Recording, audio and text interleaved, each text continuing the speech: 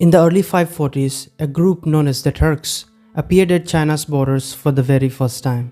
They were interested in obtaining silk. The northern Zhao ruler Taju responded by sending a diplomatic mission to the Turks in 545 AD, which was led by a Sogdian named Nuopantuo.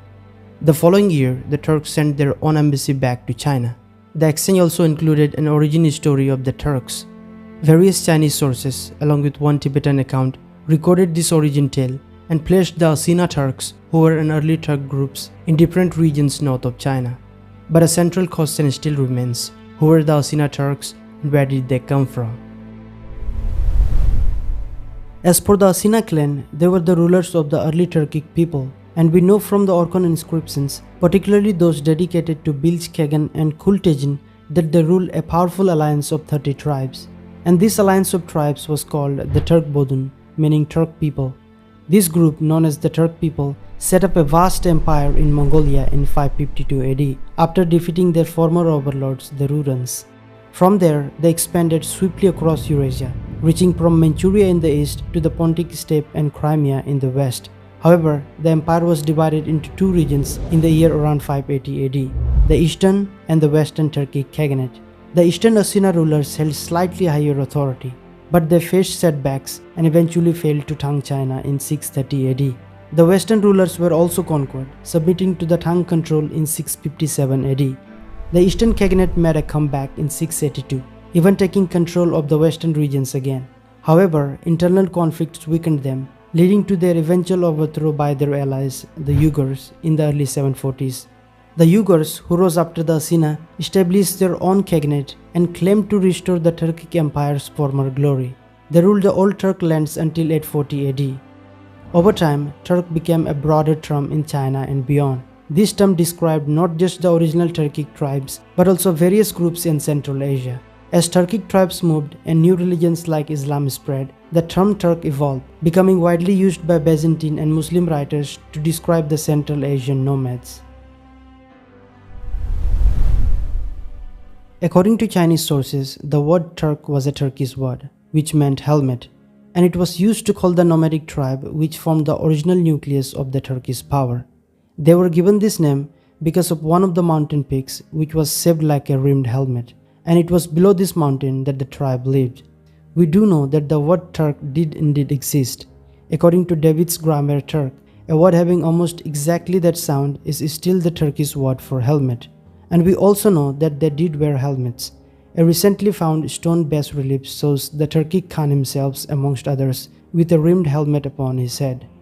The Chinese sources again tell us that the Turks were a branch of the Xiongnu, and we already know that the ruling family which ruled the Turks before they took refuge with the Rurans were themselves the Xiongnu, and even their clan name that they bore was a Xiongnu title. Chinese sources gives us quite a few words such as Tengri, meaning heaven, Kutlak, meaning happy, Dogri, meaning virtuous, etc., as having been common to each nation, even at an interval of about 500 years apart. So according to this, Edward Harper Parker in his book states that it is certain that the Turks, when they first took the national name of Turk, were of Xiongnu origin, and that Notun, the father of their political founder Bumin, first used the name Turk as a tribal designation in the first half of the 6th century. The history of the Turks starts with a very limited records. They only began leaving historical writings during their first Turkic Khaganate, using Sogdian language on the stone inscriptions. But only small pieces of these remain today. More writings in the Turkic language began showing up in the early 700s with the Second Turkic Khaganate. These inscriptions, like those dedicated to Kultagin and Bilge Kagan, provide a basic outline of their beliefs about the universe and human origins.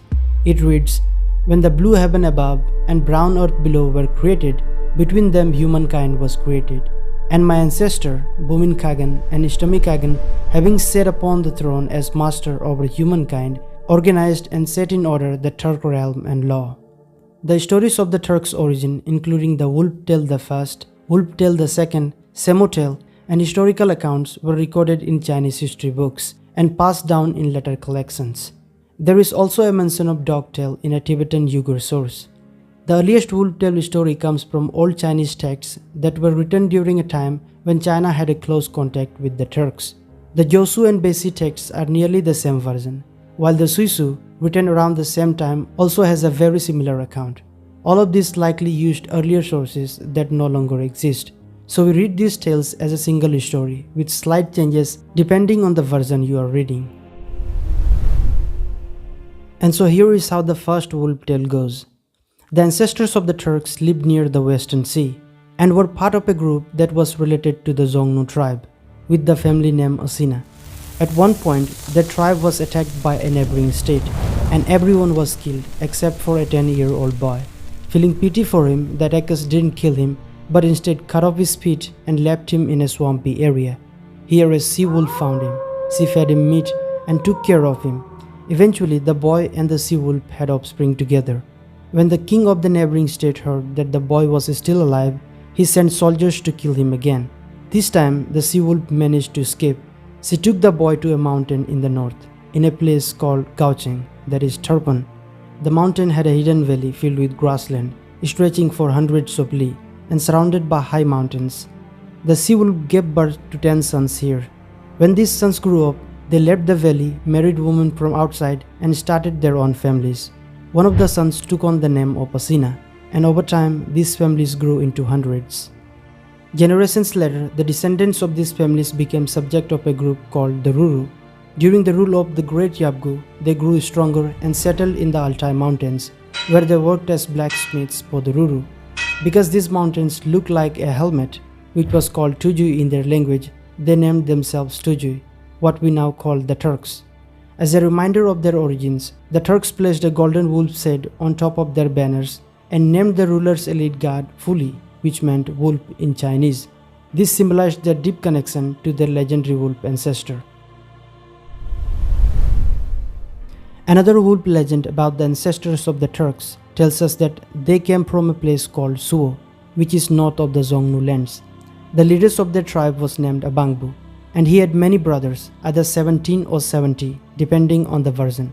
One of his brothers, Yizinisidu, was believed to have been born from a sea wolf. Abangbu and his brothers were known for being quite simple and slow-minded, so eventually their state was defeated by others. However, Yizinisidu was special. He had a supernatural gift that allowed him to control wind and rain. He married 2 women. One was the daughter of the summer god, and the other the daughter of the winter god. One of these wives had 4 sons. The first son could turn himself into a white swan, while the second founded a kingdom between 2 rivers, Avu and Jian. The third son ruled by the Chuje river, and the fourth, who was the eldest, lived on a mountain where Abangbu's tribe also settled. This mountain was cold and damp, but the eldest son provided fire to keep everyone warm and alive. The people were grateful and chose him as their leader, giving him the name Tujuy. He was also known as Nediliu said. Nediliu had 10 wives, and each of his sons took on the family name of their mother. Asina, the youngest, was the son of Nediliu's lesser wives. When Nediliu passed away, the people had to choose a new leader among his sons. They gathered under a large tree and decided that whoever could jump the highest would become the chief. Asina's son, although he was the youngest, jumped the highest and became the new leader, taking the title of Axian said. This story shares one main detail with the earlier Xiongnu tale, and that is that both says the Turks are descended from a sea wolf. Axian Set's grandson Tumen, also known as Bumen, would later become the first Khagan of the Turks. When Tumen's tribe grew stronger, they began to trade for silk at the border. If we were to take a historical route, then the story of the Asina Turks begins in the aftermath of the Han dynasty's fall in 220 AD, a time when northern China became a patchwork of competing tribes and fleeting states, known collectively as the 16 states. Among the many groups that emerged during this tumultuous period were the Xiongnu and the Xianbei. By 265 AD, the ancestors of the Asina, originally part of the Xiongnu, migrated to Gansu. This migration was a significant turning point for them. They began to integrate with local communities, evolving into what was referred to as the Mixtu of Pingliang. This blending of cultures would set the stage for their future identity. Fast forward to the reign of Emperor Taiwu, who launched a campaign against the Xiongnu state of northern Liang. In 439 AD, he defeated Mujian, the ruler of the northern Liang. After this conflict, the Asina found themselves in danger and decided to flee. With about 500 families, they sought refuge among the Rurans to get away from the turmoil of their homeland.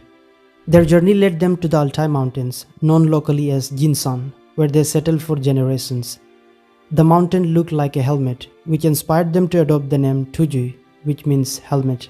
This name became a symbol of their identity, linking them to the land they now call home. As time passed, by 460 AD, the Asina, along with the northern Liang princes Wu Hui and Anzhou, relocated to Gaocheng for some strategic reasons, a region that was then under Ruran control. By the late 5th century, around 487 or 492 AD, the Asina were resettled in the Altai Mountains once again. This time they would solidify their presence in this region, and this is the place which would serve as a base for them, from which they would rise as a central force in the Eurasian steppe. To get the whole picture of what shaped the emergence of the Turkic origin, we need to look back at the wider landscape of Central Asia. The Turks didn't just appear out of nowhere. The vast steppe where the Turks originated was home to various nomadic cultures, each shaping the region's tradition, warfare, and lifestyle. Although it was not until the 6th century that the Turks appeared in the history, linguists hypothesize that the Proto-Turkic, of which we do not have any direct evidence that has survived, was spoken as early as 3000 to 500 BCE. By the 3rd century BCE, groups with said traits began to appear in historical records. The best known of these were the Xiongnu. Many scholars think of the Xiongnu as early ancestors of the Turkic and Mongolic groups, although the exact connections are not fully proven. The Xiongnu inherited a way of life from even older steppe societies, whose roots track back to the 1st millennium BCE. One of the most prominent of these earlier groups was the Scythians, also known as the Sakas. They adapted well to the challenging steppe environment, a way of life that lasted around 2000 years and influenced many cultures after them. Carter, in his book The Turks in World History, states that to account for the rise of the Turkic people and cultures, we need to break it down into the following periods: prehistory of Inner Asia, the Scythian fluorescence, the Xiongnu era, and the Turkic people before they embraced Islam. So let's just do that.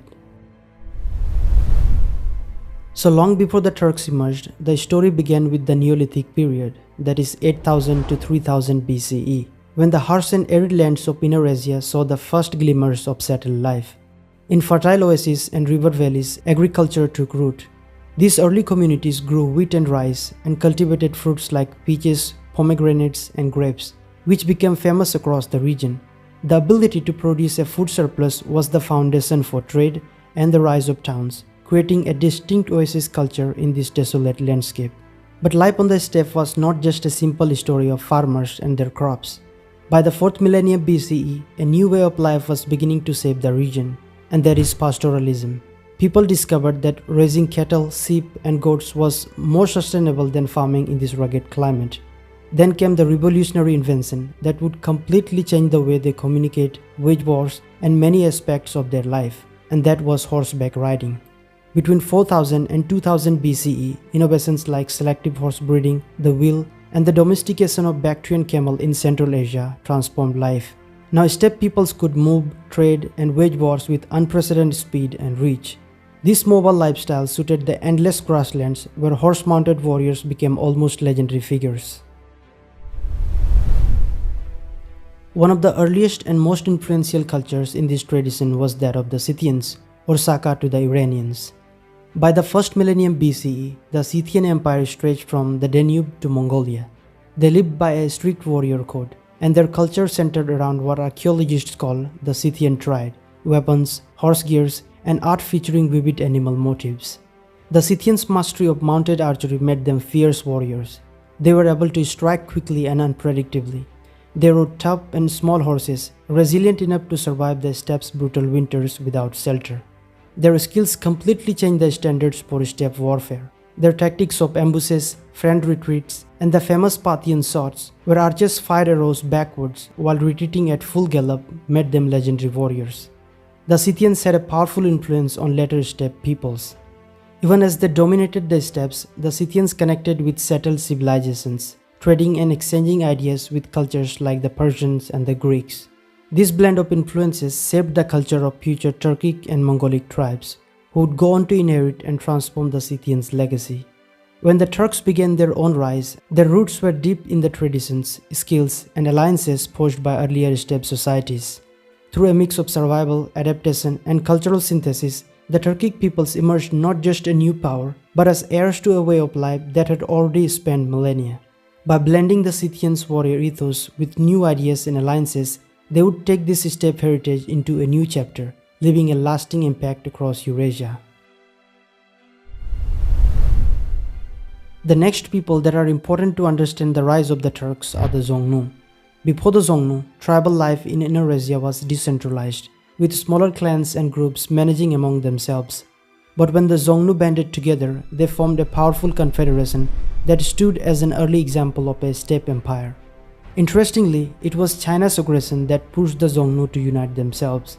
The Warring States period in China saw various states expanding northward, building walls, and even developing cavalry to challenge nomadic groups. This expansion disrupted the Xiongnu's land and forced them to respond collectively. Over time, under the leadership of a skilled warrior named Modu, the Xiongnu transformed into a formidable empire. Modu enforced discipline and loyalty, molding his followers into a tight-knit fighting force. Modu's rise was dramatic. He survived an assassination attempt by his own father, then trained his men fiercely and eventually took power by overthrowing his father. With a unified army, he launched a series of conquests and turned the Xiongnu into a dominant force. This militarization and the shift from a tribal governance to a centralized power structure was a turning point. The Xiongnu developed a centralized system led by a supreme ruler known as the Xiongnu, similar to the Khagan of the Mongols and the Turks that were to come in the future. This ruler wasn't just a military leader, but a figure believed to be chosen by divine will, which granted him the loyalty of the various tribes under his rule. Their leadership structure was unique, with a division of roles and titles that would be mirrored in future Turkic and Mongol empires. As their power grew, the Xiongnu even forced China into a peace treaty through kinship, where China acknowledged their strength by paying tribute.